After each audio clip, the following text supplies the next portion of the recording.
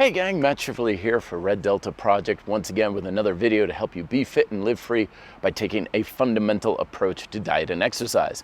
And in today's episode, I wanted to address a pattern that I see occurring more and more in some of the messages that I've been getting on Instagram and emails and stuff, where basically people are starting to fall a little bit too much into this "you'll ruin your gains" kind of mumbo jumbo fear-mongering that's becoming so prevalent in our fitness culture.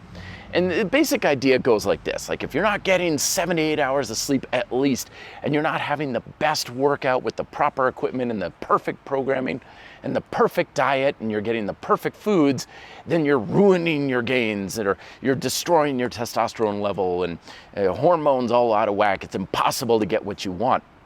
And this message is getting more and more prevalent because, well, it simply works to get eyeballs on things like social media posts. Because so much of the stuff that we're exposed to on a regular basis isn't stuff that's true, it's just stuff that gets traction. And we have to be wary of anything that becomes popular because it doesn't necessarily need to be true or even helpful for it to be so. And the fact is that when it comes to you getting the results you want, you're never really gonna have this optimal, perfect setup in your healthy lifestyle. There's always gonna be something working against you. You could be a new father who's got triplets that just came into the world, and your sleep pattern's gonna be all kinds of crazy.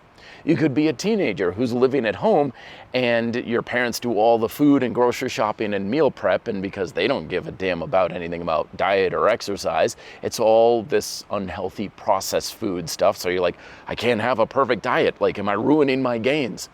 Or you could be working on building a home gym and all you got is a pair of rusty dumbbells and a pull-up bar. And so it's like, can I still get strong even though I don't have a barbell? But the fact of the matter is, remember that you don't get results by having things perfect. And that you know how many people out there who are absolutely failing at what they want in life, even though everything seems so perfect. And that's because your results don't come from having perfect diet and exercise programs or optimization. It comes from progress. What are you doing today that's just a little tiny bit better than what you were doing yesterday or last week? And this is achievable for anybody in any circumstances. Okay, so you're at home and you don't have the, fruits and vegetables and everything's organic and stuff like that. But what can you do to make sure that you're not eating too much and overfeeding yourself if you're trying to lose weight? What can you do to make sure you're getting some sort of protein or something that's plant-based at each meal if possible? And if all you've got is a medicine ball and a pull-up bar, what can you do to make progress in your workouts with that equipment? Now, can you do better if you had a much better food environment and a gym full of equipment? Sure, absolutely. But even if things were perfect today, there's no guarantee that's going to happen tomorrow. Things are always changing for us. We're always being dealt a different set of cards every week, month, year, and so on. And the people who win are not the ones who have the perfect optimal setup. They're the ones who make the most out of whatever setup they have.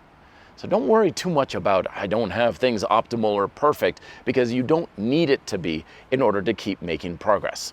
Food for thought. Love to hear your thoughts down below. Be fit and live free.